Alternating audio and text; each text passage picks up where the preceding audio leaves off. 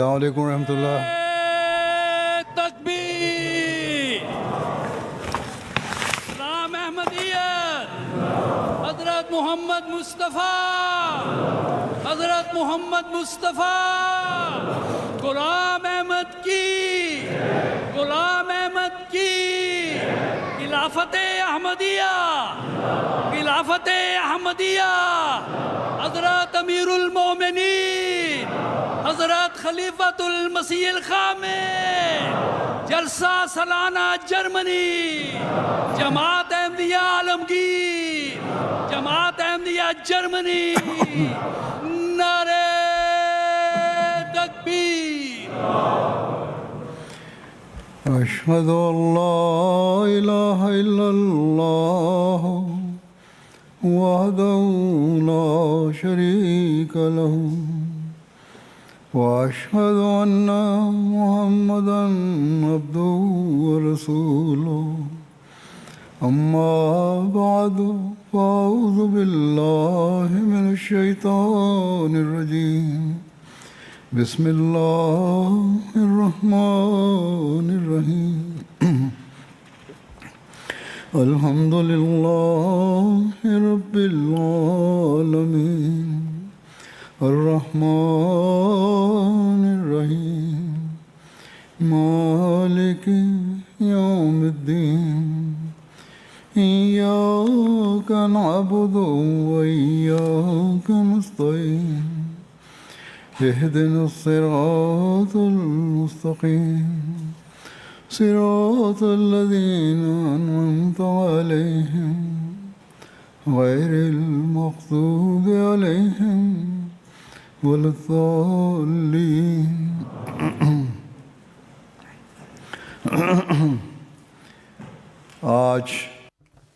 আজ সারা পৃথিবীতে ছড়িয়ে থাকা আহমদীদের হজরত মসিহে মাউদ আলাইহিসসালামের হাতে বয়াত করার যে দায়িত্ব তা পালনের চেষ্টা করা, ইসলামের বার্তাকে সারা পৃথিবীতে ছড়িয়ে দেওয়ার জন্য জান, মাল এবং সময়কে কুরবানি করা, এই বিষয়টির প্রমাণ যে হজরত মির্জা গোলাম আহমদ কাদিয়ানী আলাইহিসসালামই সেই ব্যক্তি যাকে এই যুগে আল্লাহ তাআলা ইসলামের পুনর্জাগরণের জন্য প্রেরণ করেছেন। আল্লাহ তাআলার সাহায্য সমর্থন ছাড়া এটি সম্ভব ছিল না যে এভাবে পৃথিবীর বিভিন্ন প্রান্ত থেকে মানুষ তার হাতে বয়াত করবে। আর এটি আল্লাহ তাআলার একান্ত কৃপা এজন্য ছিল কেননা স্বয়ং আল্লাহ তাআলা প্রতিশ্রুতি দিয়েছিলেন যে যখন মানুষ ইসলামের শিক্ষাকে ভুলে যেতে আরম্ভ করবে, এমন এক যুগ আসবে, তখন খোদা তাআলা এক ব্যক্তিকে দাঁড় করাবেন যিনি ইসলামের বার্তাকে আল্লাহ তাআলার সাহায্যে পৃথিবীর প্রান্তে প্রান্তে পৌঁছাবেন। অতএব আপনারা আজ এখানে এই উদ্দেশ্যেই এসেছেন যে কয়েকদিন ধর্মীয় পরিবেশে থেকে নিজেদের আধ্যাত্মিক এবং জ্ঞানগত যে পিপাসা তা যেন নিবারণ করতে পারেন এবং তাদের অন্তর্ভুক্ত হতে পারেন যারা আখরিনদের দল, যারা মসিহে মাউদের মিশনকে পূর্ণকারী অথবা তা পূর্ণ করার অঙ্গীকার করে। হজরত আকদাস মসিহে মাউদ আলাইহিসসালাম এক উপলক্ষে বলেন যে যা কিছু আল্লাহ তাআলা চেয়েছেন তার পূর্ণতা দুটি যুগে হওয়ার ছিল। এক হলো মহানবী সাল্লাল্লাহু আলাইহি ওয়াসাল্লামের যুগ, আর আরেকটি হলো শেষ যুগের মসিহ ও মাহদির যুগ। অর্থাৎ এক যুগে কোরআন এবং সত্যিকার শিক্ষা অবতীর্ণ হয়েছে, কিন্তু সেই শিক্ষার উপর বক্রতার যুগ এসে পর্দা ফেলে দিয়েছিল, আর এই পর্দার উন্মোচিত হওয়া মসির যুগের জন্য নির্ধারিত ছিল। রাসূল করিম সাল্লাল্লাহু আলাইহি ওয়াসাল্লাম এক তো সাহাবীদের জীবন পবিত্র করেছেন, আর এক হলো পরবর্তী যুগে আগমনকারীদের পবিত্র করেছেন, যার সমর্থনে লাম্মাই আল হাকু বিহিম আয়াত এসেছে, যেখানে খোদা তাআলা এই সুসংবাদ দিয়েছেন যে অন্ধকারাচ্ছন্ন যুগে আল্লাহ তাআলা এই ধর্মকে বিনষ্ট করবেন না, বরং ভবিষ্যতের যুগে আল্লাহ তাআলা কোরআনের প্রকৃত তত্ত্বকে উন্মোচিত করবেন। রেওয়ায়েতে বর্ণিত হয়েছে যে আগমনকারী মসির একটি বিশেষত্ব এটি হবে যে তিনি কোরআনের জ্ঞান ও ভাণ্ডার এবং তত্ত্ব বুঝবেন এবং শুধুমাত্র কোরআনের ভিত্তিতে বা কোরআনের দলিলের ভিত্তিতে মানুষকে সেসব বিষয় অবগত করবেন যারা কোরআনের গূঢ়তত্ত্ব না বোঝার কারণে মানুষের মাঝে সৃষ্টি হয়ে গিয়েছিল বা যেসব দুর্বলতা সৃষ্টি হয়ে গিয়েছিল। যেই যুগে হজরত মসিহে মাউদ আলাইহিসসালাম আগমন করেছেন, তখন প্রত্যেক সেই ব্যক্তি যে ইসলামের বেদনা নিজের মনে রাখে সেই দোয়া করছিল যে আল্লাহ তাআলা যেন কোনো ব্যক্তিকে প্রেরণ করেন যিনি ইসলামের এই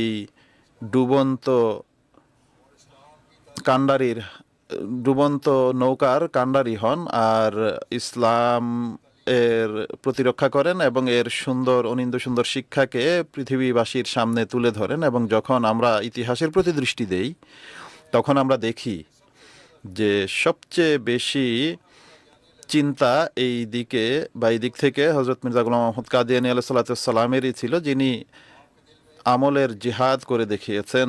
তার হৃদয়ে এক কষ্ট ছিল, এক আগুন জ্বলছিল যে কিভাবে চেষ্টা করে আল্লাহ তাআলার এই অনিন্দ্য সুন্দর বার্তা এবং মহানবী সাল্লাল্লাহু আলাইহি ওয়াসাল্লামের এই সুন্দর শিক্ষাকে পৃথিবীতে প্রচার করব বা জগৎবাসীকে এর সম্বন্ধে অবগত করব আর বলবো যে আজ যদি আল্লাহ তাআলার নৈকট্য এবং তার তত্ত্বজ্ঞান দানকারী কোনো ধর্ম থেকে থাকে তাহলে তা শুধুমাত্র ইসলাম ধর্মই রয়েছে। অতএব সেই যুগে তিনি বারাহিনে আহমদিয়া গ্রন্থ রচনা করেন। তখনকার আলেমরা তার এই গ্রন্থের একান্ত প্রশংসা করেছেন এবং বহু মানুষ বলেছে যে ইসলামের সমর্থনে এমন বই আজ পর্যন্ত কেউ লিখতে পারেনি। আর এটি তখন ছিল যখন কিনা ইসলামের উপর ভয়াবহ সব হামলা করা হচ্ছিল আর মুসলমানরা ইসলাম পরিত্যাগ করে খ্রিস্টান ধর্ম গ্রহণ করে নিচ্ছিল অথবা কেউ কেউ নাস্তিক হয়ে যাচ্ছিল। অতএব এই যে স্বীকারোক্তি এটি সেই যুগে মানুষ দিয়েছিল। হজরত মসিহে মাউদ আলাইহিসসালাম এর এই বেদনা এই জন্য ছিল কেননা তিনি ইসলাম ধর্মের প্রতি ভালোবাসা রাখতেন। তিনি মহানবী সাল্লাল্লাহু আলাইহি ওয়াসাল্লামের প্রেমে আবদ্ধ ছিলেন আর এক খোদার রাজত্ব পৃথিবীতে প্রতিষ্ঠিত করার জন্য এক বেদনা তার মনে ছিল। অতএব তিনি এই গ্রন্থ রচনা করেন যেন জগৎবাসীকে বলতে পারেন যে এখন একটি মাত্র ধর্ম রয়েছে যা পৃথিবীর সব সমস্যার সমাধান, যা সত্যের উপর চালনাকারী ধর্ম, সত্যের শিক্ষা প্রদানকারী এবং পরিপূর্ণ ধর্ম। তিনি এই গ্রন্থ রচনা করে এর 2-3টি খণ্ড ছিল, এর মাধ্যমে জগৎবাসীকে অবগত করেছেন যে ইসলামই প্রকৃত ধর্ম যা আল্লাহ তাআলার পক্ষ থেকে এসেছে। আল্লাহ তাআলা তাকে এতটা তত্ত্বজ্ঞান দান করেছিলেন যার তুলনা পাওয়া যায় না, কেননা আল্লাহ তাআলা ইচ্ছা করেছিলেন যে যেই মসিহ ও মাহদির আগমনের কথা রয়েছে যার ভবিষ্যৎবাণী মহানবী সাল্লাল্লাহু আলাইহি ওয়াসাল্লাম করে গেছেন আর যার ভবিষ্যৎবাণী স্বয়ং আল্লাহ তাআলা পবিত্র কোরআনে করেছেন, সেই ব্যক্তি হলেন মির্জা গোলাম আহমদ কাদিয়ানী আলাইহিসসালাম। অতএব আল্লাহ তাআলা শুরু থেকেই তার এই দিক থেকে তরবিয়ত করেছেন এবং তাকে এই জ্ঞান ও তত্ত্ব ভাণ্ডার প্রদান করেছেন যে তিনি এমন সব যুক্তি প্রমাণ উপস্থাপন করেছেন যে শত্রুরা নির্বাক হয়ে গেছে আর সব দিক থেকে শত্রুরা তার সামনে থেকে পলায়ন করতে থাকে। এই সব কিছু তিনি আল্লাহ তাআলার বিশেষ কৃপায় বা কৃপা বলে করেছেন। তিনি স্বয়ং বলেছেন যে আমি নিজের ঘর থেকে কিছুই আনিনি, আমি তো যা কিছু শিক্ষা অর্জন করেছি, যা কিছু সম্মান আমার অর্জিত হয়েছে তা আল্লাহ তাআলার কৃপা এবং মহানবী সাল্লাল্লাহু আলাইহি ওয়াসাল্লামের আনুগত্য এবং তার ভালোবাসার ফলে লাভ করেছি। তার ভালোবাসার চিত্র শুধু প্রাপ্তবয়স্কই ছিল না, বরং শৈশব এবং যৌবনের শুরুতেই এটি দেখা যায়। এক জায়গায় তিনি বলেন যে শুরুর দিকে এক রাতে আমি স্বপ্নে দেখি যে আমি এক অট্টালিকার মাঝে রয়েছি যা অত্যন্ত পবিত্র এবং পরিচ্ছন্ন, আর সেখানে মহানবী সাল্লাল্লাহু আলাইহি ওয়াসাল্লামের নাম নেওয়া হচ্ছে। আমি মানুষকে জিজ্ঞেস করি যে হুজুর কোথায় আছেন? তারা একটি কক্ষের দিকে ইশারা করে, অতএব আমি অন্যান্য মানুষের সাথে সেই কক্ষে প্রবেশ করি। যখন আমি হুজুর সাল্লাল্লাহু আলাইহি ওয়াসাল্লামের সমীপে উপস্থিত হই, তখন মহানবী সাল্লাল্লাহু আলাইহি ওয়াসাল্লাম অত্যন্ত আনন্দিত হন এবং তিনি আমাকে উত্তমভাবে আমার সালামের উত্তর দেন। তার সৌন্দর্য এবং আকর্ষণ আর তার স্নেহপূর্ণ দৃষ্টি আমার প্রতি যা ছিল তা আমার এখনো স্মরণ আছে, আর আমি এটি কখনো ভুলতে পারবো না। তার ভালোবাসা আমাকে সম্পূর্ণরূপে গ্রাস করে নেয়, আর তার অতি সুন্দর চেহারা আমাকে নিজের প্রেমিকে পরিণত করে। তখন তিনি আমাকে বলেন যে হে আহমদ, তোমার ডান হাতে কি আছে? যখন আমি আমার ডান হাতের দিকে তাকাই, তখন দেখতে পাই যে আমার হাতে একটি পুস্তক রয়েছে, আর সেটি আমার কাছে আমার নিজেরই লেখা একটি পুস্তক বলে মনে হচ্ছে। আমি বললাম, জি হুজুর, এটি আমার একটি লেখা। তিনি জিজ্ঞেস করেন যে এই বইয়ের নাম কি? তখন আমি আশ্চর্য হয়ে এই বইটি পুনরায় দেখি। তখন বললাম, আমি আশ্চর্য হয়ে, এর নাম হলো কুতুবী। তিনি বলেন, তোমার এই কুতুবী পুস্তকটি আমাকে দেখাও। যখন মহানবী সাল্লাল্লাহু আলাইহি ওয়াসাল্লাম এটিকে হাতে নেন, তখন হুজুরের পবিত্র হাতের স্পর্শ পেতেই এটি অত্যন্ত সুন্দর একটি ফলে পরিণত হয়, যা মানুষের কাছে অত্যন্ত পছন্দনীয় ছিল। হুজুর সাল্লাল্লাহু আলাইহি ওয়াসাল্লাম যখন সেটিকে কাটেন, তখন তা থেকে প্রবাহিত পানির ন্যায় পবিত্র মধু বের হয়, আর তা এমনভাবে গড়িয়ে পড়তে থাকে যে আমি মধুর সেই প্রবাহ তার হাত থেকে কোনি পর্যন্ত আসতে দেখি।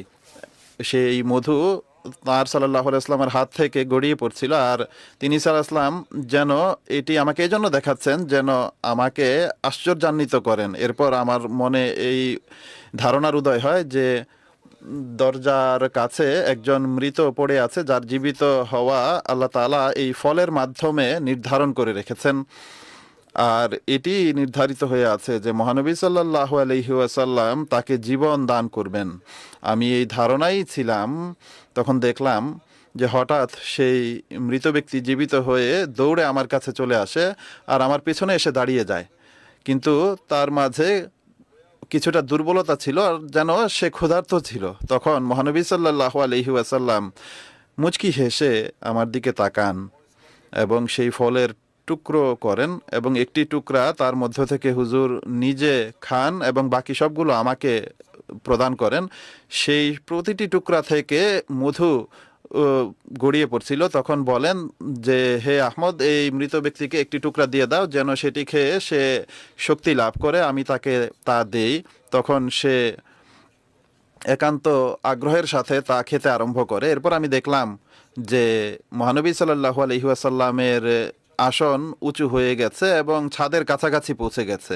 আর আমি দেখলাম যে তখন তার পবিত্র চেহারা এমনভাবে উজ্জ্বল হয়ে উঠল যেন সূর্য এবং চন্দ্রের কিরণ তাতে পড়ছে। আমি তার পবিত্র চেহারার দিকে তাকিয়েছিলাম এবং সাগ্রহে বা আগ্রহের কারণে আমার চোখ অশ্রুসিক্ত ছিল। তখন আমার স্বপ্ন ভেঙে যায়, আর তখনও আমি ক্রন্দনরত ছিলাম। তখন আল্লাহ তাআলা আমার হৃদয়ে ধারণার উদ্রেক করেন।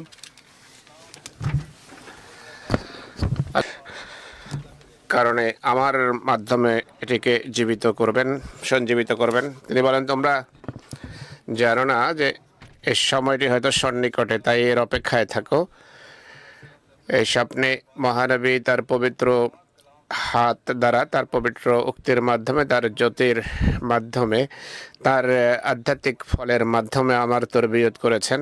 অতএব মহানবীর তরবিয়ত অর্থাৎ মসিমদের তরবিয়ত মহানবী করেছেন, মহানবীর শিক্ষার মাধ্যমে তিনি সবকিছু অর্জন করেছেন। এইভাবে আল্লাহ তাআলা তার এই প্রিয় ভাইজনকে, যিনি মহানবীর পর সবচেয়ে বেশি খোদার একত্ববাদ পৃথিবীতে প্রতিষ্ঠিত করার জন্য ছটফট করতেন, তিনি মহানবী তাকে শুভ সংবাদ দিয়েছেন, হে আমার প্রিয় ভাজন, এই কাজ এখন তোমার দায়িত্ব। ইসলামের এই নৌকাকে নিরাপদে তীরে তোমাকে নিয়ে যেতে হবে, আর সারা পৃথিবীকে এর ছায়াতলে বা সারা পৃথিবীকে এতে বসাও। আল্লাহ তাআলা স্পষ্টভাবে বলেন, পৃথিবীর মুক্তি এতেই নিহিত যে তোমার প্রতিদ্বন্দ্বিতা এখন দণ্ডায়মান হবে, সে তোমার বিরুদ্ধে নয়, বরং আমার সাথে যুদ্ধে লিপ্ত হবে। যে তোমার হাতে হাত দেবে, যে তোমাকে সমর্থন করবে, যারা তোমার জামাতভুক্ত হবে, তারা আমার হাতে হাত দেবে, আর এরাই আমার নৈকট্য অর্জনের হবে। তার দাবির পূর্বে, বয়াত নেয়ার পূর্বেও 1888 সনের কথা তার প্রতি এলহাম হয়, যে এলহামের কথা তিনি এভাবে উল্লেখ করেন যে আমাকে নির্দেশ দেওয়া হয়েছে যে যারা সত্য সন্ধানী, সত্য ঈমান এবং ঈমানে পবিত্রতা এবং খোদার ভালোবাসার পথ অনুসরণের জন্য এবং নোংরা জীবন পরিত্যাগের উদ্দেশ্যে আমার হাতে যারা বয়াত করতে চায় তারা বয়াত করুক। অতএব যারা এই শক্তি সৃষ্টি করতে চায় তাদের জন্য আবশ্যক হবে আমার দিকে আসা, কারণ আমি তাদের দুঃখ হালকা করব, তাদের বোঝা হালকা করার চেষ্টা করব। আল্লাহ আমার দোয়া এবং আমার দৃষ্টিতে তাদের জন্য কল্যাণ রেখে দেবেন। শর্ত হলো ঐশী শর্তাবলী মানার জন্য আন্তরিকভাবে প্রস্তুত থাকতে হবে, ঐশী শর্তাবলী অনুসরণ করার জন্য আন্তরিকভাবে প্রস্তুত থাকতে হবে। শুধু মৌখিক বয়াত করলে হবে না। ঐশী নির্দেশ, আল্লাহর নির্দেশ, এটি যা আমি আজকে আপনাদেরকে পৌঁছিয়েছি। আরবি এলহাম হলো ইযা আযামতা ফাতাওয়াক্কাল আলাল্লাহ ওয়াসনাইল ফুলকা বিআয়ুনিনা ওয়া ওয়াহিয়ানা আল্লাযীনা ইউবাইয়ুনাকা ইন্নামা ইউবাইয়ুনাল্লাহ ইয়াদুল্লাহি ফাওকা আইদিহিম। যখন তুমি দৃঢ় সংকল্পবদ্ধ হও, আল্লাহর উপর নির্ভর করো, আমাদের চোখের সামনে আমাদের ওয়াহির আলোকে নিজামে জামাত বা ব্যবস্থাপনার নৌকা প্রস্তুত করো, যার নির্দেশ দেওয়া হয়েছে। যারা তোমার হাতে বয়াত করবে তারা আসলে আল্লাহর হাতে বয়াত করবে, আল্লাহর হাত তাদের হাতে থাকবে। 1888 সনেই আল্লাহ তাআলা তাকে বলেন, তিনি এই জামাত প্রতিষ্ঠিত করার সময় আমাকে বলেছেন, পৃথিবীতে ভ্রষ্টতার তুফান বিরাজমান, পৃথিবীতে ভ্রষ্টতার ঝড় এবং তুফান বিদ্যমান। এই তুফানের সময় তুমি এক নৌকা বানাও, যারা এই নৌকায় আরোহণ করবে তারা নিমজ্জিত হওয়া থেকে রক্ষা পাবে, যারা অস্বীকারে অনড় থাকবে তাদের জন্য মৃত্যু নির্ধারিত। তিনি আরো বলেন, যারা তোমার হাতে হাত দেবে তারা তোমার হাতে নয়তো বরং আল্লাহর হাতে হাত দিয়েছে, আল্লাহর হাতে হাত রেখেছে। অতএব খোদার নির্দেশ অনুসারে তিনি ঘোষণা করেছেন যে যদি তোমরা সত্যের দিকে আর খোদার দিকে যাওয়ার সঠিক পথের সন্ধানী হও, তাহলে আল্লাহ তাআলা বর্তমান যুগে বা এ যুগে মহানবী সাল্লাল্লাহু আলাইহি ওয়াসাল্লামের দাসত্বে আনুগত্যে কাজের জন্য আমাকে পাঠিয়েছেন। তাই আমার পেছনে আসো, আমার অনুসরণ করো, আর আমার জামাতভুক্ত হও, তোমাদের ধর্মও রক্ষা পাবে, আর তোমাদের ইহজগতও রক্ষা পাবে, তোমাদের পরকালও সুনিশ্চিত হবে। এ পৃথিবীতেও খোদার কৃপা ভাজন হবে, আর পরকালেও খোদার কৃপা ভাজন হবে। কিন্তু শর্ত হলো হৃদয়ে খাঁটি ভালোবাসা সৃষ্টি করতে হবে, আলস্য ঝেড়ে ফেলতে হবে। কেবল তবেই সেই বয়াতের কারণে যে দায়িত্ব বর্তায় সে দায়িত্ব পালন করতে পারবে এবং সেই সকল কল্যাণ রাজি অর্জন করতে সক্ষম হবে। তাই আমাদের দেখতে হবে আমাদের ভেতর কি সেই খাঁটি ভালোবাসা এবং ধর্মের অনুসরণের জন্য সেই আন্তরিকতা আছে? আমরা ধর্মকে জাগতিকতার উপর প্রাধান্য দেওয়ার যে অঙ্গীকার করি, সেই অঙ্গীকার পালনের জন্য যথার্থ চেষ্টা করছি কিনা, নাকি সাময়িক আবেগের অধীনে কখনো আর্থিক ত্যাগ স্বীকার করলাম, কখনো জীবন উৎসর্গ করলাম? আমরা যদি অবিচলতার সাথে সেই সকল কথা না মানি যা ইসলামের প্রকৃত শিক্ষা, তাহলে কিছু হবে না।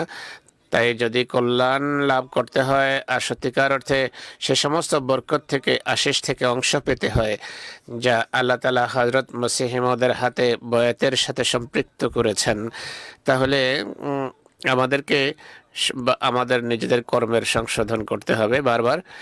তিনি বলেন যে আমি তোমাদের সত্যিকার অর্থে সহানুভূতিশীল, আন্তরিক সহানুভূতিশীল। আমি তোমাদেরকে এমন পথ বাতলে দেব যা তোমাদের পাপের বোঝাকে হালকা করবে। তোমাদের জন্য আমি দোয়া করব যা আর সে ইনশাল্লাহ গৃহীত হবে, খোদার সন্নিধানে গৃহীত হবে। সাময়িক সমস্যা দেখা দেবে, বিপদ আপদ মাথাচাড়া দেবে, সমস্যাবলী দেখা দেবে, কিন্তু খোদা তাআলা তোমাদের ইহ এবং পরকালকে সুন্দর, সুনিশ্চিত, সুসজ্জিত করার বিষয়ে এমন এক পরিস্থিতি সৃষ্টি করবেন যা তোমাদের খোদার নৈকট্য দেবে, আর ইহকাল এবং পরকালকে তা সুসজ্জিত করার কারণ হবে।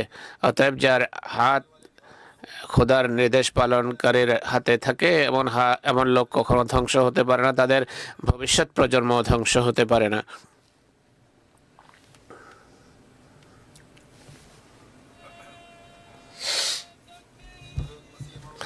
হযরত মসিহ মাউদের কল্যাণে এই বরকতে সূচিত হয়েছে, নতুবা আধ্যাত্মিক মৃত্যু পৃথিবীর অদৃষ্ট হয়ে আছে। বর্তমান পরিস্থিতিতে আমরা দেখি মানুষ জাগতিকতায় এতটা হারিয়ে গেছে যে আধ্যাত্মিকতার নাম চিহ্ন নেই, লেশ মাত্র নেই। আর পৃথিবীর মানুষ ধর্মকে হাসি ঠাট্টার লক্ষ্যে পরিণত করছে। তাই আজ প্রত্যেক আহমদের দায়িত্ব এটি, সে যদি বয়াতের অঙ্গীকার করে থাকে, অঙ্গীকার রক্ষার জন্য তাকে সর্বাত্মক চেষ্টা করতে হবে। আর তার কাজ এমন হওয়া উচিত যা খোদার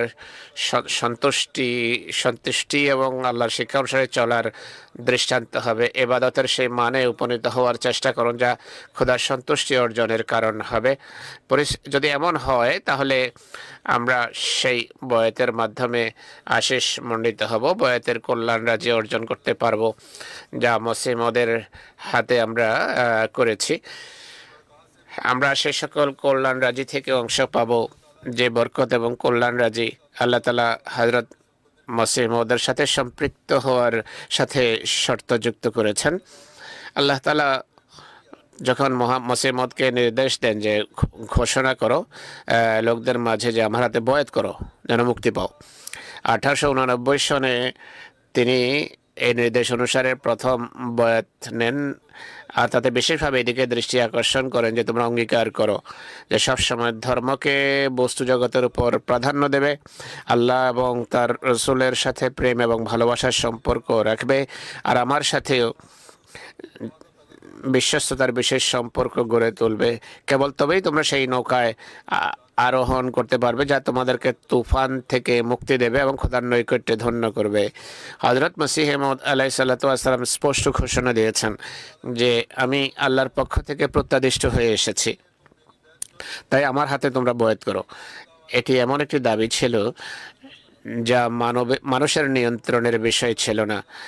এমন কোনো দাবিকারক সৃষ্টি হয়নি যে এই দাবি করে থাকবে বা এতটা দীর্ঘ জীবন লাভ করে থাকবে বা তার জামাত উন্নতি করে থাকবে। আজও আমরা এটি দেখছি যে আল্লাহ তাআলার কৃপায় এই জামাত উন্নতির বিভিন্ন মাইল ফলক অতিক্রম করছে। পৃথিবীর 215টি দেশে বা এরও বেশি দেশে জামাত বিস্তার লাভ করেছে। পৃথিবীর প্রতিটি দেশে আহমদী বিদ্যমান। আর এটি শুধু আমাদের আল্লাহর বিশেষ সাহায্য এবং সমর্থনে হচ্ছে, যে কারণে আমরা এইসব কিছু দেখতে পাচ্ছি। অথচ এর বিরোধিতায় মিথ্যা দাবিকারকও যারা ছিল খোদা তাদেরকে পাকড়াও করেছেন, ধ্বংস করে দিয়েছেন। বরং যারা প্রতিদ্বন্দ্বিতায় এসেছে খোদা তাদেরকেও নিশ্চিহ্ন করে দিয়েছেন। কোনো জায়গায় কোনো সরকার বা দল সাময়িক সফলতা পেলেও, বিরোধিতায় সফলতা পেলেও এর অর্থ এই নয় যে ঐশী সমর্থন তাদের সাথে আছে, কেননা তাদের বিরুদ্ধে তাদের মধ্য থেকে লোক দণ্ডায়মান হয়। আর কয়েক বছর পর যারা বড় বড় অহংকার পূর্ণ দাবি করে তারাই অবশেষে ধ্বংস হয়ে যায়। কিন্তু হযরত মসিহ মাউদের জামাতকে দেখুন, উন্নতির পর ক্রমাগতভাবে উন্নতি করে চলেছে। সরকারি আইন করে কোনো ক্ষেত্রে জামাতকে দাবানো বা দমনের চেষ্টা করা হলেও অন্যত্র আল্লাহ তাআলা উন্নতি দিচ্ছেন। এক জায়গায় বাধা সৃষ্টি করলে অন্যত্র খোদা তাআলা ময়দান ক্রমাগতভাবে উন্মোচিত করে চলেছেন। নতুন নতুন ফ্রন্ট উন্মোচিত হচ্ছে জামাতের জন্য। যেখানে প্রতিবন্ধকতা সৃষ্টি করা হচ্ছে সেখানেও তারা এই জামাতকে নিশ্চিহ্ন করতে পারেনি, মানুষের ইমানকেও তারা নিশ্চিহ্ন করতে পারেনি। আল্লাহ তাআলার কৃপায় মানুষ ইমানে প্রতিষ্ঠিত আছে অটল। আজও পাকিস্তান থেকে এবং অন্যান্য স্থান থেকে পত্র আসে যেখানে বিরোধিতা হচ্ছে। তারা লেখে আমাদেরকে কেউ দোদুল্যমান করতে পারে না। এটি সত্য যে দুর্বল মানুষও আছে, কিন্তু অধিক বেশি সংখ্যাগরিষ্ঠ শ্রেণী ইমানের ক্ষেত্রে দৃঢ়। যাই হোক, মসিহ মাউদ বলছেন, এইসব এলহাম যখন হয় জামাত প্রতিষ্ঠার নিমিত্তে, তখন আমি চিন্তিত হই। আমার উদ্বেগ উৎকণ্ঠা হয় যে প্রত্যেক মামুরের জন্য ঐশী সুন্নত অনুসারে একটা জামাত থাকা আবশ্যক, তাকে সাহায্য করে। সাহায্যকারী ছাড়া নবী কাজ করতে পারে না এবং করে না। নবীদের জামাত হয়ে থাকে আর তাদের সাহায্যকারীর প্রয়োজন হয়। আর ধন সম্পদও আবশ্যক, যেন ধর্মীয় প্রয়োজন নিবারণে তা ব্যয় করা যায়। আর আল্লাহর রীতি অনুসারে সুন্নত শত্রুতাও আবশ্যক, কেননা নবীদের সবসময় শত্রুতা হয়ে থাকে এবং শত্রুর বিরুদ্ধে বিজয়ও আবশ্যক, যেন তাদের অনিষ্ট থেকে নবীর জামাত নিরাপদ থাকে। আর তাবলীগের কাজে আধ্যাত্মিক প্রভাবও থাকা দরকার, যেন সত্য প্রমাণিত হয়। তাবলীগের প্রভাবও পড়া দরকার, যেন সত্য প্রতিষ্ঠিত হয়। আর এই অর্পিত দায়িত্ব পালনে যেন ব্যর্থতা না আসে। তো দেখুন, ঐশী জামাতের জন্য যা যা দরকার তা আজ কেবল জামাতে আহমদিয়াতে দেখা যায়, অন্য কোথাও নয়। তিনি চিন্তিত হন যে যদি আমি প্রত্যাদিষ্ট হয়ে থাকি, প্রত্যাদিষ্ট ব্যক্তির এক জামাতও তো থাকা হচ্ছে, সেই জামাত কোথায়? আমার তো কোনো জামাত নেই, আমি তো নির্জন, নিঃসঙ্গ, একা। আল্লাহ তাআলা এরপর জামাত দিয়েছেন, আর এমন নিষ্ঠাবান লোকদের জামাত দিয়েছেন যে যারা অনেক ত্যাগ স্বীকার করেছে, কোরবানির উন্নত মান প্রতিষ্ঠা করেছেন, জীবন বাজি রেখেছেন, আজ পর্যন্ত জীবন বাজি রেখে চলেছে, রক্ত দিচ্ছে, ধর্মকে জাগতিকতার উপর প্রাধান্য দেওয়ার কাজ করে যাচ্ছে। ইসলাম আহমদিয়ত, হযরত মুহাম্মদ মুস্তাফা, গোলাম আহমদ কি, গোলাম আহমদ কি, জামাত আহমদিয়া আলমগীর, জাসিদানে রাহে মৌলা, শহীদানে আহমদিয়া, নারে তাকবীর।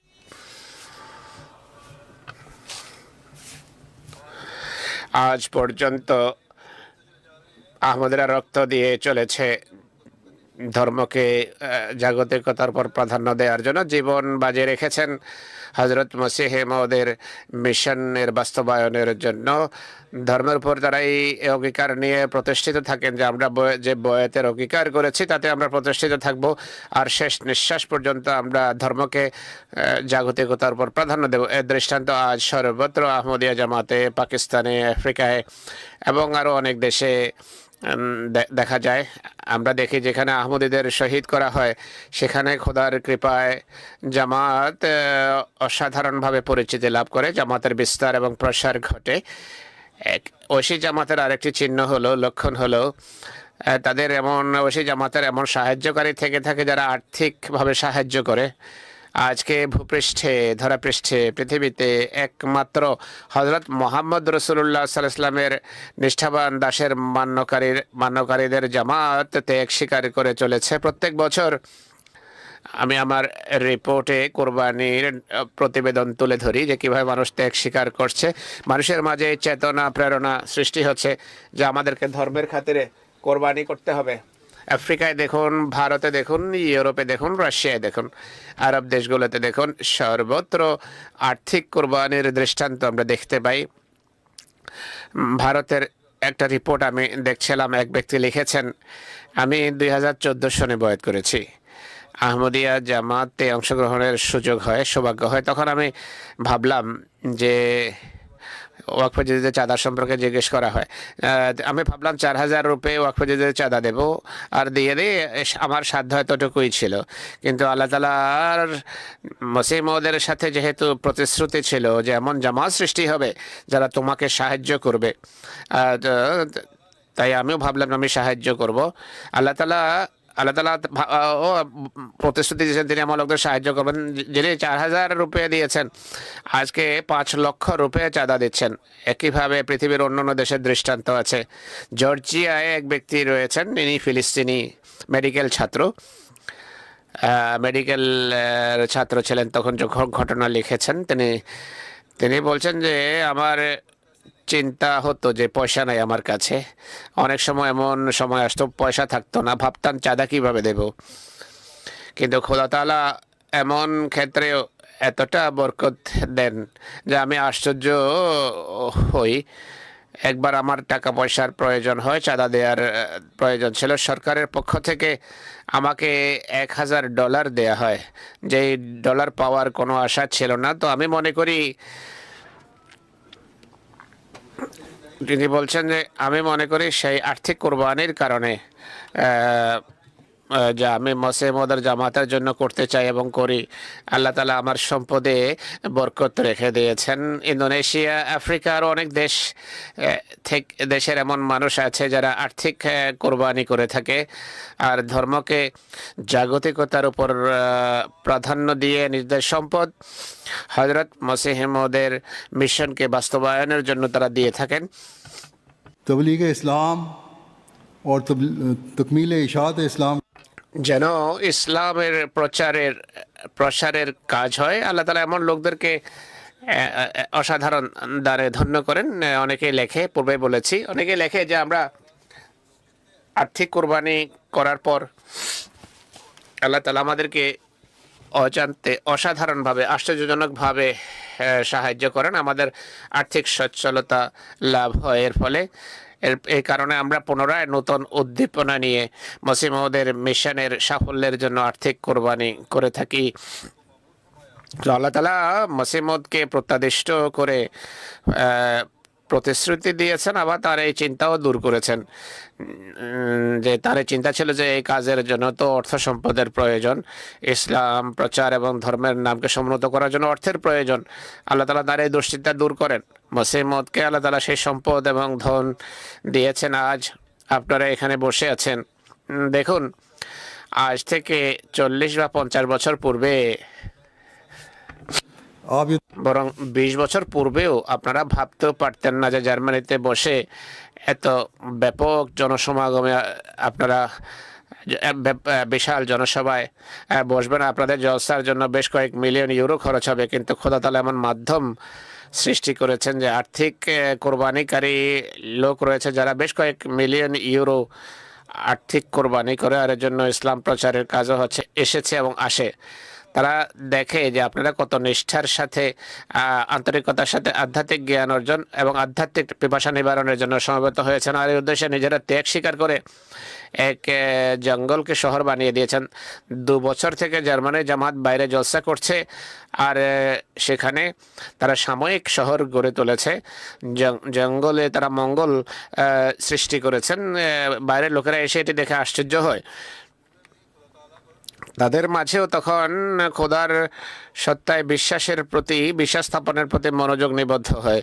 তো এগুলো হলো সে মাধ্যম।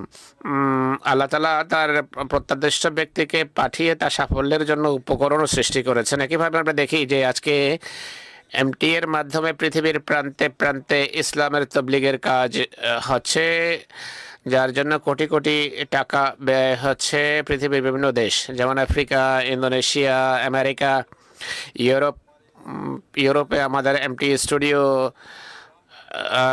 প্রতিষ্ঠিত হয়েছে, যেখান থেকে প্রোগ্রাম রেকর্ড হয়ে সারা পৃথিবীতে প্রচারিত হচ্ছে। ইসলামের তাবলীগ এবং আহমদিয়তের তাবলীগ হচ্ছে। এসব কাজ খোদা তাআলার কৃপায় হচ্ছে। এটি মানবীয় প্রচেষ্টার ফসল নয়, খোদার প্রতিশ্রুতি ছিল। যা সে প্রতিশ্রুতি হলো, আমি তোমাকে নিযুক্ত করছি। একই সাথে তিনি এই প্রতিশ্রুতিও দিয়েছেন যে আমি তোমার প্রচারকে পৃথিবীর প্রান্তে প্রান্তে পৌঁছে দেব। খোদা তার এই প্রতিশ্রুতি রক্ষা করার ছিল, আর তিনি রক্ষা করেছেন। এরপর তিনি বলেন, ঐশী জামাতের শত্রুও হয়ে থাকে, শত্রুও থেকে থাকে।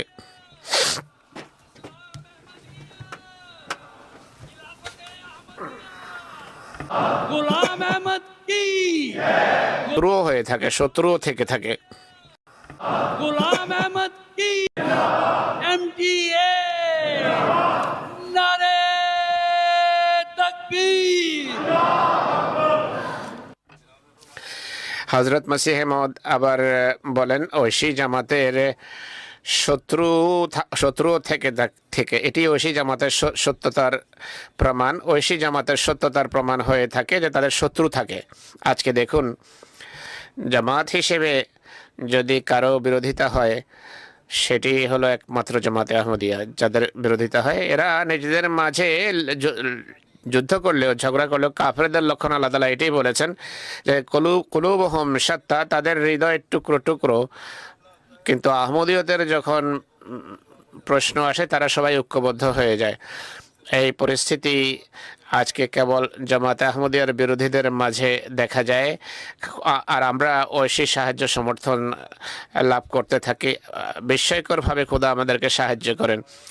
যেমন মসিহ মউদ বলেছেন, শত্রু থাকা আবশ্যক। এই শত্রুতা আজও অব্যাহত আছে, আর এই শত্রুতার কারণেই আল্লাহ জামাতকে ক্রমাগতভাবে উন্নতির রাজপথে এগিয়ে নিয়ে চলেছেন। শত্রু মনে করে আহমদিয়তের বিরোধিতা করে আমরা এদের রাস্তা বন্ধ করে দিয়েছি। এরা যদি পাকিস্তানের বিরোধিতা করে, আর আমাদের তবলিগের উপকরণ যদি সেখানে না থাকে, পৃথিবীর অন্য স্থানে তবলিগ হচ্ছে। বরং পাকিস্তানি মৌলবীদের এই অপকর্মের কারণে ইসলাম এবং আহমদিয়ত পৃথিবীতে পরিচিতি লাভ করছে। ছোট ছোট জায়গায়ও আল্লাহ তাআলা স্বীয় ক্ষমতার নিদর্শন রেখে দেন, প্রকাশ করেন। শত্রুতার চিত্র দেখুন আল্লাহ তাআলা কিভাবে দৃশ্য দেখান। তানজানিয়ার একটি অঞ্চলে এক ব্যক্তি আমাদের মসজিদে আসে, তার নাম হলো ইন্টিনি। সুন্নি ছিলেন তিনি, আহমদি ছিলেন না, সুন্নি মুসলমান। তিনি বলেন, আপনারা ইসলামের শিক্ষা থেকে অনেক দূরে, বিরোধিতা আরম্ভ করে। সে বলে, আপনারা আহমদি হয়ে ইসলাম ছেড়ে দিয়েছেন, তাই আবার ইসলাম গ্রহণ করুন। সে আমাদের মসজিদে এসে হইচই আরম্ভ করে দেয়। কিছু ফেতনাকারী তার চতুর্পাশে সমবেত হয়ে যায়। মুআল্লিম সাহেব জামাত সম্পর্কে তাকে অবহিত করেন, আমাদের ঈসা সম্পর্কে বিশ্বাস কি তা বলেন। তিনি বলেন, আমাদের বিশ্বাস হলো ঈসা ইন্তেকাল করেছেন, যে মসিহ মউদের আসার কথা ছিল তিনি এসে গেছেন, আর মহানবীর পর তার দাসত্বে উম্মতি নবী আসতে পারেন। মুআল্লিম সাহেব এটি বললেন। আর হযরত মসিহ মউদ মহানবীর দাসত্বে আনুগত্যে একজন উম্মতি নবী, তিনি শরীয়তধারী নবী নন। মসিহ মউদের দাবি হলো, আমি যা কিছু পেয়েছি হযরত মুহাম্মদ সাল্লাল্লাহু আলাইহি ওয়াসাল্লামের কল্যাণে পেয়েছি, তার প্রেম এবং তাকে ভালোবাসার কল্যাণে লাভ করেছি। এই কথাগুলো শুনে সেই সুন্নি শেখ মুবাহিসা করার কথা বলে। মুআল্লিম সাহেব যখন তাকে মুবাহিলার জন্য ডাকেন, তার কাছে কোনো যুক্তি ছিল না, কোনো প্রমাণ ছিল না। সে আবার বলে যে এমন মুবাহিসার, এমন বিতর্কের অনুমতি নেই, এর জন্য তার সংগঠনকে টাকা দিতে হবে। বিভিন্ন বাহানা এবং অজুহাত দাঁড় করায়, যা তার কাছে ছিল না। মুআল্লিম সাহেব বলেন, টাকা আমি দিব, টাকা যদি নিতে হয় নাও। সেই সুন্নি মৌলবি আবার এদিক সেদিককার কথা আরম্ভ করে, পালানোর সুযোগ খুঁজে। এই কথা যখন অন্যরা জানতে পারে, গায়র আহমদি মুসলমান, তারা বলে, আহমদি মুআল্লিম যে যুক্তি প্রমাণ উপস্থাপন করছেন, তা থেকে বোঝা যায় যে হযরত ঈসা ইন্তেকাল করেছেন, মৃত্যুবরণ করেছেন। আর মুআল্লিম যে কথাগুলো বলছে, আহমদি মুআল্লিম, সেগুলো সঠিক। ঈসা আলাইহিস সালাম মারা গেছে, আমরা বুঝতে পেরেছি। তাই ঈসা এসে আমাদের কিভাবে সাহায্য করবেন? ইসলামের নাম তিনি আসা সমুন্নত হবে, মাহদির সাথে থাকবে। গায়র আহমদিরা বলে যে আমরা আহমদীদের সাথে আছি। আহমদীদের যুক্তি প্রমাণ স্পষ্ট, আর সেই যুক্তি হলো কোনো মানুষ চিরঞ্জীব নয়। ঈসা একজন মানুষ, তিনি মারা গেছেন। কোরআনও এই কথাই বলে। আর সে মৌলবীরা ও গায়ের আহমদীরা ঘোষণা করে যে এখানে তবলিগে, আহমদীদের তবলিগে কেউ বাধা দিতে পারবে না, আর কারো এই কথা বলার অধিকার নাই যে আহমদী তোমরা মুসলমান হও। আহমদীরা মুসলমান। এই যে গায়ের আহমদী এসেছিল যারা, তাদের অনেকেই আহমদী হয়ে যায়, এবং তারা অঙ্গীকার করে যে আমরা এদেরকে বিরক্ত করব না, কাউকে কষ্ট দেওয়ার অনুমতিও দেব না। গায়ের আহমদীরাই আমাদের সুরক্ষায় দাঁড়িয়ে যায়। এক আহমদী নাম হলো বশির সাহেব, তিনি সেই সুন্নি আলেমকে বলেন কোরআনের শুধু একটি আয়াত দ্বারা প্রমাণ করো যে ঈসা জীবিত। যদি এমন কোনো প্রমাণ নিয়ে আসো যার মাধ্যমে ঈসা জীবিত থাকা প্রমাণিত হয়, তাহলে আমি আমার 2টো ঘর এবং 2 মিলিয়ন তানজানিয়ান শিলিং তোমাকে দিয়ে দেব। তখন সেই মৌলবি পালিয়ে যায়। সে বলে যে না, আমি এমনটি করতে পারবো না। আল্লাহর ফজলে সেখানে জামাতের সুপ্রভাব পড়ে এবং জামাত দৃঢ় ভিত্তিতে প্রতিষ্ঠিত হয়। তো এইভাবে শত্রুরা বিরোধিতা করছে, এমন অনেক ঘটনা প্রতিদিন আমাদের সামনে আসে। শত্রু কোনো না কোনোভাবে জামাতকে নিশ্চিহ্ন করার অপচেষ্টা চালিয়ে যাচ্ছে, কিন্তু আল্লাহ তাআলা তার বিপরীতে হযরত মসিহে মওদের জামাতকে এমন সাহায্যকারী হাত দান করছেন যে আশ্চর্য হতে হয়। দেখে দূর দূরান্তের বিভিন্ন অঞ্চলে যেখানে এখনও জামাতের বই পুস্তক সঠিকভাবে পৌঁছেনি, মানুষ উর্দু পড়তে পারে না, যা কিছু তারা পড়েছে এবং শিখেছে তার মাধ্যমে এমন শক্তিশালী যুক্তি তাদের হাতে এসে যায় যে শত্রুর মুখ তারা বন্ধ করে দেয়। শত্রু আহমদীদের সামনে দাঁড়াতে পারে না। পৃথিবীর বিভিন্ন দেশে যেখানে জামাত আছে সেখানে আহমদী মসিমদের শিক্ষার আলোকে এমন যুক্তি, এমন প্রমাণে সুসজ্জিত, সমৃদ্ধ যে তাদের মোকাবেলা শত্রু করতেই পারে না। এই নাম সর্বস্ব মৌলবীদের মাঝে সেই মোকাবেলার সৎসাহস নেই, যুক্তি তুলে ধরার সৎসাহস নেই। যদি যুক্তি দেওয়ার সাহস থাকতো, শক্তি থাকতো, নিজেদেরকে সত্যবাদী মনে করতো, তাহলে বিভিন্ন সরকারের ছত্র ছায়ায় আসা বা সরকারের সাহায্য নিয়ে আহমদীদেরকে অমুসলিম ঘোষণা করার চেষ্টা বা কিছু সংগঠনের সাহায্য নিয়ে ধর্মীয় কাজে, আহমদীদের ধর্মীয় কাজে বাধা সৃষ্টি করার পরিবর্তে এরা আমাদের মোকাবেলায় আসতো, তাবলীগের ময়দানে আসতো, টেলিভিশনে আসতো, পত্রপত্রিকায় এসে মোনাজারা করতো, মোকাবেলা করতো। একতরফা নারাবাজি করা আর আপত্তি করা, গালি দেয়া, এটি কোনো সাহসের পরিচয় নয়। এরপর মানুষকে সিদ্ধান্ত করার সুযোগ দিত, মানুষই সিদ্ধান্ত করতে পারতো কে সত্যের উপর কে মিথ্যার উপর। মসজিদ বানানোর ক্ষেত্রে এরা আমাদের মোকাবেলার প্রশ্ন আসে।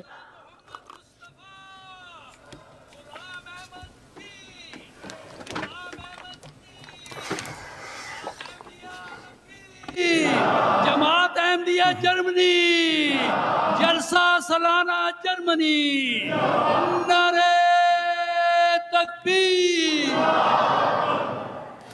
जमात আহমদিয়া মুসলিম জামাত যেখানে আছে, আমাদের চেষ্টা হয়ে থাকে সেখানে মসজিদ নির্মাণের, যেন মানুষ সমবেত হয়ে নামাজ পড়তে পারে। নাইজারের এক জায়গায় জামাত একটা ভূমিখণ্ড ক্রয় করে, বরং শহরের ব্যবস্থাপনা কমিটি দিয়েছিল আমাদেরকে মসজিদ নির্মাণের জন্য। তখনও বিরোধিতা শুরু হয়নি, কিন্তু এই জায়গা দেওয়ার পর সুন্নিরা এবং অন্যান্য ফিরকা, বরং স্থানীয় গোত্রীয় প্রধান আর গায়ের আহমদী জামে মসজিদের ইমাম শহরের ব্যবস্থাপনাকে বকাঝকা আরম্ভ করে যে আহমদীদের জমি কেন দিলে মসজিদ বানানোর জন্য। কিন্তু শহরের ব্যবস্থাপনা কর্ণপাত করেনি। যখন মসজিদের নির্মাণের আমরা অনুমতি চাই শহর কর্তৃপক্ষের কাছে, তারা বলে প্রথমে শহরের লোকদের কাছ থেকে অনুমতি নিতে হবে। দুষ্কৃতকারীরা প্রশাসনকে বলে এটা কথা বলতে বাধ্য করে যে ফিতনা নিরসনের জন্য শহরের লোকদের কাছ থেকে অনুমতি দিতে হবে। গোত্রপ্রধান এবং ইমাম মসজিদ এবং গোত্রপ্রধান যে আগে বিরোধিতা করেছিল সাইন করে, কিন্তু না, গোত্রপ্রধান যে সে বিরোধিতা করেছে মানুষের ভয়ে। যেভাবে আজকাল পাকিস্তানে হয়, সরকার এবং প্রশাসন তাহরিকে লাব্বাইকের লোকদের ভয়ে আহমদীদের অনেক মসজিদকে মিনার ভেঙে ফেলছে, ইনসাফ করছে না, এরাও এখানে তাই করে নিজেরে। যাই হোক, সেখানে কিছু লোকের এমন প্রভাব রয়েছে যেভাবে পাকিস্তানি মৌলবীদের রয়েছে, যে এই কারণে গোত্রপ্রধান ভয় পেয়ে যায় আর সে সাইন করেনি। না, গোত্রপ্রধান যে সাহসী ছিল এবং ব্যাপক অঞ্চলে প্রভাব ছিল, সে বলে যে মসজিদ আল্লাহ তাআলার ঘর। তখন গোত্র প্রধান, যার অধীনে 200-এর অধিক গ্রাম রয়েছে, সে প্রশাসনের কাছে আসে এবং বলে যে আমি নির্দেশ দিচ্ছি জামাতে আহমদিয়াকে মসজিদ নির্মাণের অনুমতি দেয়। শহরের প্রধান রাজি না হলেও যাই হোক, শহরের মেয়র তখন সাইন করে, আর বিরোধিতা সত্ত্বেও আল্লাহর ফজলে সেখানে মসজিদ নির্মিত হয়। এমন অনেক ঘটনা বিভিন্ন জায়গায় ঘটে, রিপোর্টে এগুলো উল্লেখিত থাকে। বিভিন্ন জায়গায় আশ্চর্যজনকভাবে মানুষ বিরোধিতা করে, আর খোদা আশ্চর্যজনকভাবে স্বীয় সাহায্য সমর্থনে মসিহ মাউদকে প্রদত্ত প্রতিশ্রুতি তিনি রক্ষা করে চলেছেন। যেভাবে আল্লাহ তাআলা বলেন যে তুমি বয়াত নিচ্ছ, আসলে আমার হাত লোকদের হাতে রয়েছে, এর অর্থ হলো খোদা সাহায্য করবেন। কোনো জায়গায় ইমানের দুর্বলতার কারণে অনেকেই আহমদীয় ছেড়ে দিলেও অনেকেই পরে এমন সামনে আসে যারা ক্ষমা চেয়ে পত্র লেখে।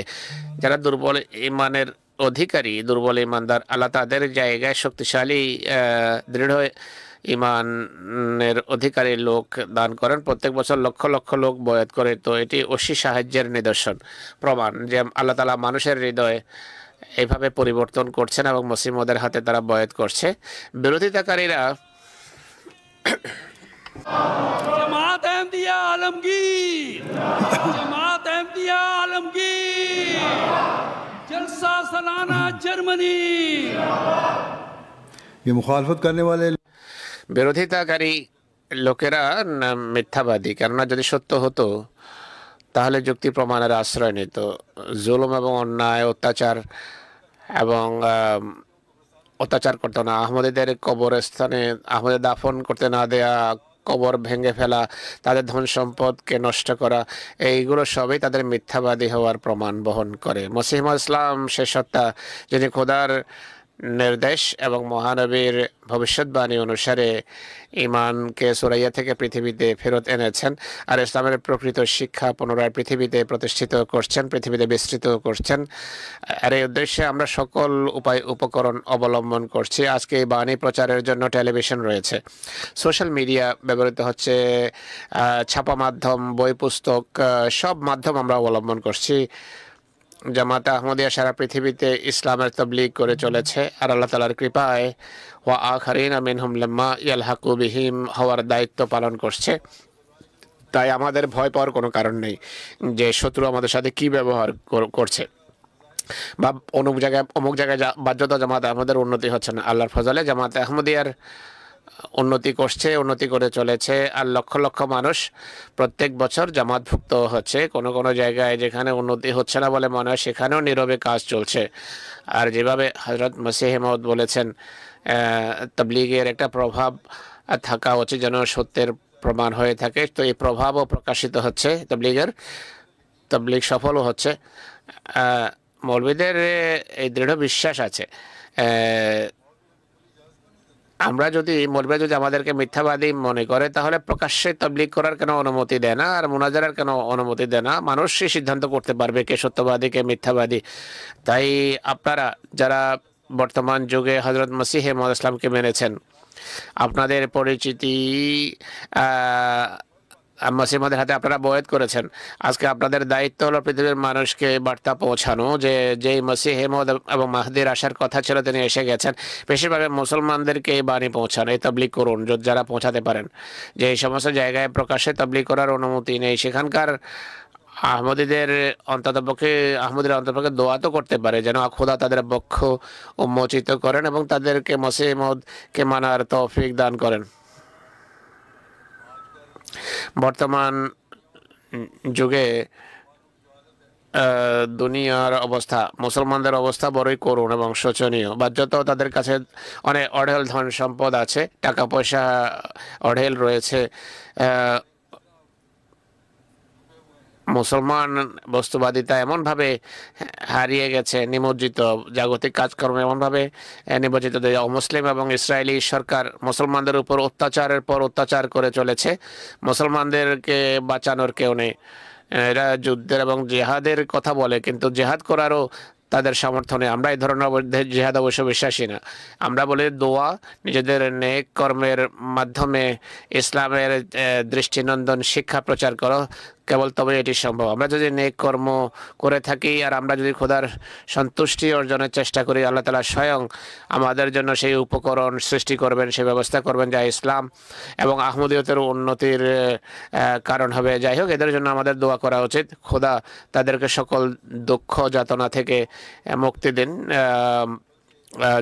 যারা দুঃখ কষ্টে নিপতিত, তারা জুলুম এবং নির্যাতনের কথা ভুলে যান। এই চিন্তা করুন যে খোদার সন্তুষ্টি কিভাবে অর্জন করা যায়। মসিহ মহম্মদের প্রতি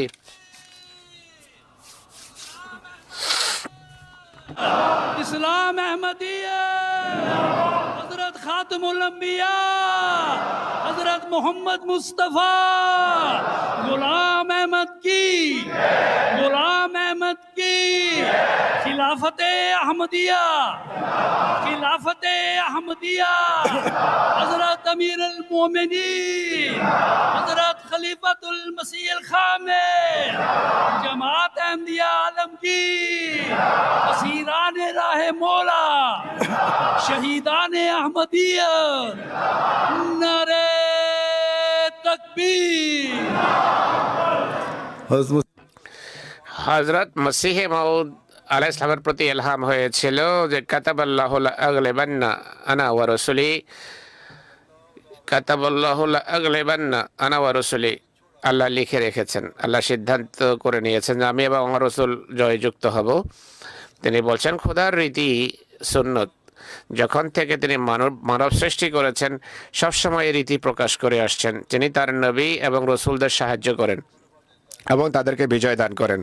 যেভাবে আল্লাহ তাআলা নিজেই বলছেন যে কাতাবাল্লাহু লা আগলিবান্না আনা ওয়া রাসূলি। আর বিজয়ের অর্থ হলো যেভাবে রসুল এবং নবীদের বাসনা হয়ে থাকে। বিজয় বলতে কি বোঝায়? নবী এবং রসুলদের বাসনা হলো আল্লাহর অস্তিত্বের প্রমাণ যেন পৃথিবীতে প্রতিষ্ঠিত হয়, কেউ যেন আল্লাহর সামনে দাঁড়াতে না পারে। এর অর্থ হলো যুক্তি প্রমাণ এমন থাকা উচিত যার কেউ মোকাবেলা করতে না পারে। এইভাবে আল্লাহ তাআলা শক্তিশালী নিদর্শনের মাধ্যমে নবীর সত্যতা প্রমাণ করেন। যে এই সততা এবং তাকওয়া খোদা নবী পৃথিবীতে প্রতিষ্ঠিত করেছেন, এর বীজ নবীদের হাতে বপন করেন। মসিহ মওউদের হাতে এই বীজ বপিত হয়েছে। আর 1908 সনে তার তিরোধানের পর যে খেলাফত ব্যবস্থা প্রতিষ্ঠিত হয়, আল্লাহ তাআলা তখন উন্নতির সেই ধারাকে থামিয়ে দেননি, বরং খেলাফতের ধারা অব্যাহত থাকে। আল্লাহর ফজলে জামাত ক্রমাগতভাবে উন্নতি করে চলেছে। শত্রু বাধা সৃষ্টি করছে, জুলুম এবং অত্যাচার ও করছে, ক্ষতি করারও অপচেষ্টা চালিয়ে যাচ্ছে। বিভিন্ন সরকার আমাদের সাথে সংঘর্ষে লিপ্ত হওয়ার চেষ্টা করে, কিন্তু খোদার কৃপায় জামাত ক্রমশ উন্নতি করে যাচ্ছে আর বিস্তৃত হয়ে চলেছে, বিস্তার লাভ করছে। পৃথিবীর সকল প্রান্তে বিভিন্ন মাধ্যমে ইসলাম প্রকৃত আহমদিয়ত, প্রকৃত ইসলাম, আহমদিয়ত প্রকৃত ইসলামের বিস্তার এবং প্রচার আর প্রসার অব্যাহত আছে। खिलाफत अहमदिया, हजरत अमीर अल मोमिनीन, हजरत खलीफतुल मसीह अल खामिल, नारे तकबीर। হযরত মসিহ মাউদ আলাইহিস সালাতু ওয়াস সালাম বলছেন যে আল্লাহ তাআলা তার বান্দাদের সাহায্যকারী হন। শত্রু তাদেরকে নিশ্চিহ্ন করতে চায়, নির্মূল করতে চায়, কিন্তু তারা প্রতিনিয়ত উন্নতি করে নিজের শত্রুদের বিরুদ্ধে জয়যুক্ত হয়। যেমন আল্লাহর প্রতিশ্রুতি রয়েছে কাতাবাল্লাহু লা আগলিবান্না আনা ওয়া রাসূলি, অর্থাৎ আল্লাহ এটি লিখে রেখেছেন, সিদ্ধান্ত করে রেখেছেন যে আমি এবং আমার রসুল অবশ্যই বিজয়ী হব। এরপর তিনি বলেন আমি অবিচলতার সাথে, দৃঢ়তার সাথে এবং দৃঢ় দাবির সাথে বলছি আমি সত্যের উপর প্রতিষ্ঠিত। খোদার কৃপায় ময়দানে বিজয় আমারই। আমি যতটা দূরদৃষ্টি দেখি, সারা পৃথিবীকে আমার সত্যতা গ্রহণ করতে দেখছি। অচিরেই আমি এক অসাধারণ বিজয় লাভ করব, কেননা আমার কথার সমর্থনে আরেকটি মুখ কথা বলছে, আর আমার হাতকে দৃঢ় করার জন্য আরেকটি হাত কাজ করছে, যে হাত দেখার সামর্থ্য জগতের নেই, কিন্তু আমি দেখছি আমার মাঝে এক স্বর্গীয় প্রেরণা কাজ করছে, যা আমার প্রতিটি অক্ষরকে শক্তি যোগাচ্ছে। আকাশে এক উত্তেজনা পরিলক্ষিত হচ্ছে, যা এক পুতুলের ন্যায় মাটির মুষ্টিকে দাঁড় করিয়েছে। প্রত্যেক সেই ব্যক্তি যার জন্য তওবার দ্বার বন্ধ হয়নি, অচিরেই সে দেখবে যে আমি আমার নিজের পক্ষ থেকে বলছি না, সেই চোখও কি দেখে যে সত্যবাদীকে চেনে না, সেই ব্যক্তিকে জীবিত বলা যায় যে স্বর্গীয় আওয়াজকে চেনে না বা বোঝে না। তিনি দাবি করেন যে আমি সফল হব, আর ইনশাল্লাহ অবশ্যই সাফল্য লাভ করবো, আর জগৎ দেখবে যে অবশেষে আমি সাফল্য লাভ করব। জামাতে আহমদিয়ার গত 136 বছরের জীবন এই কথার প্রমাণ যে আল্লাহ তাআলা নিজ কৃপায় নিজ প্রতিশ্রুতি অনুসারে উন্নতির পর ক্রমাগতভাবে উন্নতি দিয়ে যাচ্ছেন। আর আমাদেরও কিছু দায়িত্ব রয়েছে এই উন্নতি থেকে লাভবান হওয়ার জন্য নিজ দায়িত্ব পালন করা। এই সম্পর্কে হযরত মসিহ ইসলাম বলছেন যে আমাদের বিজয়ের হাতিয়ার বা অস্ত্র হলো ইস্তেগফার, তওবা, ধর্মীয় জ্ঞান অর্জন, আল্লাহ তাআলার মাহাত্ম্য এবং প্রতাপকে সামনে রাখা, আর 5 বেলার নামাজ পড়া। নামাজ দোয়া গৃহীত হওয়ার জন্য চাবিকাঠি। যখন নামাজ পড়বে, নামাজে দোয়া করো, আর ঔদাসীন্য এবং আলস্য দেখাবে না। সকল প্রকার অধিকার, আল্লাহর অধিকার হোক বা বান্দাদের অধিকার, তা প্রদান করো। আবার সকল পাপ, আল্লাহ সংক্রান্ত হোক বা বান্দা সংক্রান্ত, তা এড়িয়ে চলো। তিনি বলেন, এই কথা মনে করো না খোদা তোমাদেরকে ধ্বংস করবেন। তোমরা খোদার হাতের একটা বীজ যা মাটিতে বপিত হয়েছে, আল্লাহ বলছেন সেই বীজ অঙ্কুরিত হবে এবং ফুলে ফলে সুশোভিত হবে, সর্বত্র এর শাখা বিস্তার লাভ করবে, এক বিশাল মহিরুহে এটি পরিণত হবে। তাই কল্যাণমণ্ডিত তারা যারা খোদার কথায় ঈমান রাখবে আর মধ্যবর্তী পরীক্ষাকে ভয় পাবে না। পরীক্ষা আসাও আবশ্যক, যেন খোদা এটি দেখতে পারেন যে ইমানের দাবিতে কে সত্যবাদী কে মিথ্যাবাদী। যে কোনো পরীক্ষার সময় দোদুল্যমান হবে, সে খোদার কোনো ক্ষতি করতে পারবে না, আর তার দুর্ভাগ্য তাকে জাহান্নামে নিয়ে যাবে। তার জন্ম না হলে ভালো হতো। কিন্তু সেই সব লোক যারা শেষ পর্যন্ত ধৈর্য ধারণ করবে, সেই সব মানুষ যারা শেষ মুহূর্ত পর্যন্ত ধৈর্য ধরবে, তারা সমস্যার ভূমিকম্পের সম্মুখীন হবে, আর বিভিন্ন বিপদ আপদের সম্মুখীন হবে। জগৎ তাদেরকে হাসি ঠাট্টা করবে, কিন্তু অবশেষে তারা জয়যুক্ত হবে, আর কল্যাণ রাজ্যের দ্বার তাদের জন্য উন্মোচিত করা হবে। তো এটি মসিহ মউদের দাবি, আর আমরা প্রতিদিন এই দাবি পূর্ণ হতে দেখছি। আল্লাহ তাআলা আশ্চর্যজনকভাবে প্রতিকূল পরিস্থিতিতে তাকে সাহায্য করছেন, আর এসব পরীক্ষা সত্ত্বেও যারা সত্যের উপর প্রতিষ্ঠিত, তাদের প্রতি এমন কৃপা বাড়ি বর্ষণ করছেন যে এর ফলে এবং তাদের ইমানকে এতটা দৃঢ় করছেন যে তারা পূর্বের চেয়ে বেশি কোরবানি এর লক্ষণাবলী আমরা দেখতে পাচ্ছি। পৃথিবীতে যেভাবে জামাতের বিস্তার ঘটছে, তা দেখে বোঝা যায় কোনো মিথ্যাবাদীর দাবি এটি হতে পারে না। তাই মসিহ ইসলাম যেভাবে বলেছেন, আপনারা এই কথার উপর জোর দিন যে আমাদের বিজয়ের অস্ত্র হলো দোয়ার প্রতি অনেক বেশি মনোযোগ দেওয়া উচিত। যদি আমরা দোয়ার প্রতি মনোযোগী হই, তবেই খোদা তাআলা সাফল্য দান করবেন। একইভাবে তিনি বলেন, ধর্মীয় জ্ঞান অর্জনের চেষ্টা করো, আল্লাহর অধিকার প্রদানে সচেষ্ট হও, নামাজ আদায়ের বিষয়ে সচেষ্ট হও। আমরা সবাই যদি সম্মিলিতভাবে চেষ্টা করি, তাহলে খোদা আমাদের তার কৃপারাজির ওয়ারেস করবেন। আল্লাহ তাআলা আমাদের সবাইকে তৌফিক দেন। এর দায়িত্ব যেন আমরা পালন করতে পারি, অন্যের উপর প্রতিষ্ঠিত থাকি, আল্লাহ এবং বান্দার অধিকার প্রদানকারী হই, এবং ইমানের ক্ষেত্রে যেন আমরা ক্রমাগতভাবে উন্নতি করতে পারি। এখন দোয়ায় যোগ দেন আমার সাথে।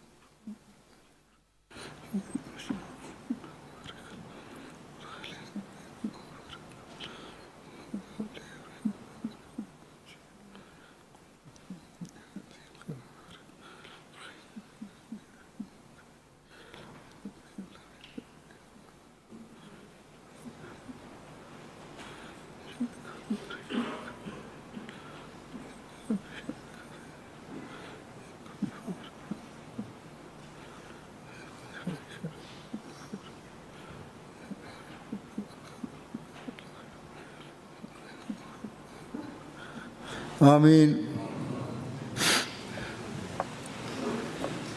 नारे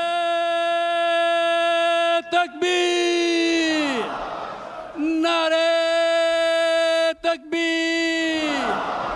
इस्लाम अहमदियत, इस्लाम अहमदियत।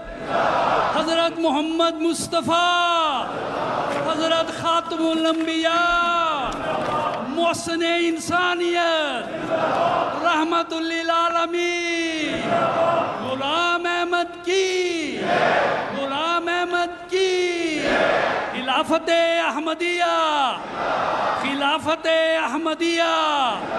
हज़रत अमीर अल मोमिनीन, हज़रत अमीर अल मोमिनीन, हज़रत खलीफतुल मसीह अल खामिल, हज़रत खलीफतुल मसीह अल खामिल। जमात अहमदिया आलमगीर, जमात अहमदिया आलमगीर, जमात अहमदिया जर्मनी, जलसा सालाना जर्मनी, जलसा सालाना जर्मनी। जमात अहमदिया जर्मनी, असीरान राह मौला, शहीदान अहमदियत, MTA, कादियान दारुल उलूम,